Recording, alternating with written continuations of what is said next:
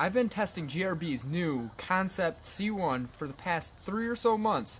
So in today's video, I'm going to give you a full, in-depth review of this new design.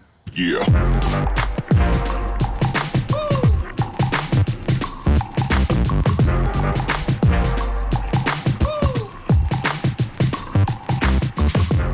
Before we get to the review, if you guys like my content, please make sure to share this video, like, and subscribe if you haven't already. This helps me get the word out, and it also helps to notify you anytime I upload new content. For the review, I'm going to break it down into 3 main sections. First, we're going to address the concerns that most people will have because this boat is not spec'd like a normal USCA competition C1. So we're going to address those concerns. Secondly, I'm going to give you all the basic boat details.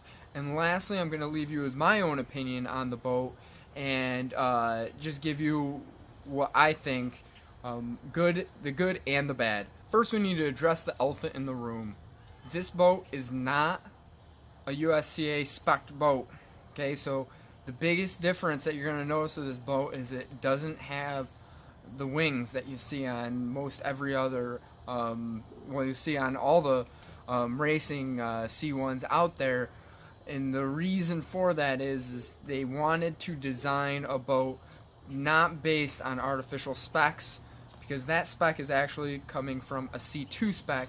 So they wanted to develop a boat that was made to be paddled by a one person and not be constrained by the 4x32 spec. Because it looks different, everyone seems to have this conception that it's going to be supremely, it's going to be a large advantage speed-wise comparatively to a regular C1.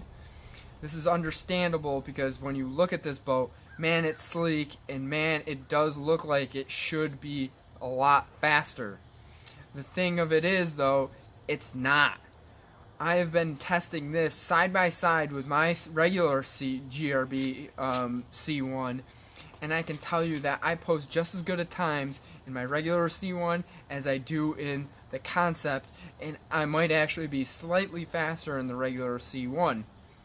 That might be because I might be just a little too heavy for this boat, but honestly, I've talked to both Gene and John, and the wetted surface of this boat is comparable to a regular C1, which is going to be the biggest factor in if there's an advantage or not comparatively to I'll call them a winged C1. So I've tested this on the same water in very consistent, I'm on a canal, so there's not much change in current, and this year there hasn't been any current, so the data that I'm getting is pretty darn close, and I could not tell you now going back and looking at the data, if you just told me, okay, pick out which ones were the Concept and which ones were your regular C1, I couldn't do it. Alright, so let's get into the details about the boat. Okay, so this boat is an all-carbon construction. So this is not going to be a carbon and Kevlar mix like you'll see in one of the more popular manufacturers of C1s. So this is all carbon, so it's all black. It's a pretty sleek looking boat. The length of it is 18.5 feet, just like a regular C1. And the weight of it, okay, 20 pounds, 6 ounces. That's crazy light. So most other regular C1s are going to be around 24 pounds. And I weighed this today with, it's all race ready. It has seat pads in there. It has your jug holder. It has Velcro for drink tube. I literally could toss a jug in, and be racing as I have. And 20 pounds, 6 ounces is really light for the boat. So that is really awesome. And that's one of the reasons why when I go over the pricing, I'm going to tell you another reason why it's probably at 20 pounds, 6 ounces, excuse me. So the width, okay, at its widest point is around 24 inches. So this is going to be a lot more narrow than a regular C1. And this is probably one of the reasons why people A, think that it's faster, and B, think that it's going to be tippier. And when I go over my own opinions of the boat, you're going to see what I think about that. But 24 inches at its widest point, when you look inside the gunnels by your hips, okay, it's about 15.5 inches, and at about your feet where the foot braces are, it's 10 inch, roughly around 10 inches. Now let's get into the price. So this is one of the biggest, features of this boat. This boat, as I have it, retails for $2,895. That's a 20-pound, 6-ounce boat for $2,895. You can also add a sliding foot brace or a baler, and if you add those options, you're looking at $3,220. I compared this to one of the other manufacturers, and you're looking at, for the same weight and the same features, $4,775, and I think it's like a light carbon and Kevlar, so it's not a full carbon boat either. That means that this boat is 33% cheaper. That is crazy amount cheaper. One of the main reasons they wanted to make this boat is they wanted to make something that was meant to be paddled, not just based on the old specs that have been around for decades, and also something that they could make cheaper. This can be made in a single mold, and it takes less material and less labor, so that means they can pass those savings on to the customer, and that's what they're doing. So I think this is great. I think this can fill a need in our sport, because one of the biggest things that I think is holding the sport down is barrier of entry. And if the prices of boats come down, we can get more boats into the marketplace at lower prices, more used boats, which will lower the barrier of entry into the sport, which means that it will allow for the sport to grow.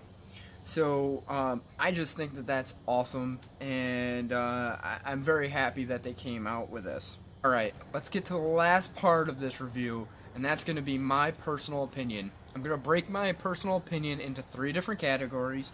We're going to talk about speed, stability, and turning. Okay? Because these are, in my opinion, probably if you break down what a boat does, these are the main categories that you want to consider if you're considering this boat, or comparing boats. So first, let's talk about speed. As I discussed earlier in this review, this boat isn't faster, in my opinion, than a regular C1. It gets up to cruise very nicely, and it sits at cruise very nicely, but it doesn't get to I struggle getting it to the top end speed, and I struggle at keeping it at top end speed. This might be because of how the volume's distributed and where the placement of the wings are, or it might be that I might just be too heavy for the volume of boat, and he has a larger volume that he's created this year that might better suit me. But from me paddling this, I probably have 50 hours in this boat. That's what I can take from that comparatively to a regular C1. Stability. This boat doesn't look stable, but it's the exact opposite. This boat is very stable. So even though it's only 24 inches wide, it has the design shape of it comes out like this and comes up like this. Okay, so it doesn't have the steep wings that a regular C1 has, and it provides a lot of what we would call secondary stability. So as you start to lean the boat, okay, all it wants to do is come back to center. And it doesn't have that tipping point where you get it leaned up so far and it wants to turn over on you. And that's what you have with a lot of regular C1s, is you get the wing down. If you know what's happening, you're fine. But when you're new, if you get the wing down, it wants to yank you right under, and that's one of the reasons, in my opinion, a regular C1 is pretty difficult to learn on if you don't have a lot of balance. And lastly, turning. So this thing turns very easily with just a touch of a lean, but there's a limit to that. So I struggled around buoy turns, and I think the reason for this is that you don't have the wing to jam down to help get your bow and stern up to help crank you around the buoy turn. So whereas if you're going downriver, downriver like on the Susquehanna or a Little River, I have no issues getting around the turns nice and cleanly, and keeping my speed up. But going around a buoy turn, you got to be very careful, because you can't lean it down like you would a regular C1. So my overall opinion is this is a dream boat to paddle if you're just cruising, or if you're training. It's a great training boat, and it'd be a great race boat. The only thing with that is it's not currently spec'd, so you got to be careful at what races that you do race it in. So at this point, I think this is where we need to start thinking about changes in our sport, and I think it can only benefit us. But very good impression of this boat.